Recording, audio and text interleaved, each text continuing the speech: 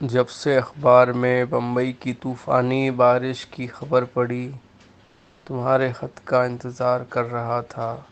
ناسک میں بھی خوب بارش ہوئی۔ یہاں کی تتلیاں اور پروانے بڑے خوبصورت ہوتے ہیں۔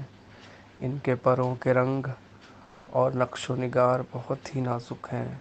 رات کو بجلی کی روشنی میں دیواروں اور میز پر آ کر بیٹھ جاتے ہیں۔ ان کے ریشمی جسم اور پر چاندی اور سونے کی طرح جگمگ جگمگ کرتے ہیں۔ میں نے کئی تتلیاں تمہارے لیے پکڑ رکھی ہیں، دیکھنا وہ کتنی حسین ہے۔ ایک تتلی کا مجھے بڑا افسوس ہے۔ میں رات کو بستر پر لیٹا ہوا پڑھ رہا تھا کہ وہ اڑتی ہوئی آئی اور بجلی کے قمقمے کے گرد چکر لگانے لگی۔ اس کا بدن سرخ تھا اور پر کالے، جن پر سنہرے نقش تھے۔ وہ اڑتے وقت زیادہ خوبصورت معلوم ہوتی تھی۔ میں نے اسے پکڑ کر ایک سگریٹ کی ڈبیا میں بند کر لیا۔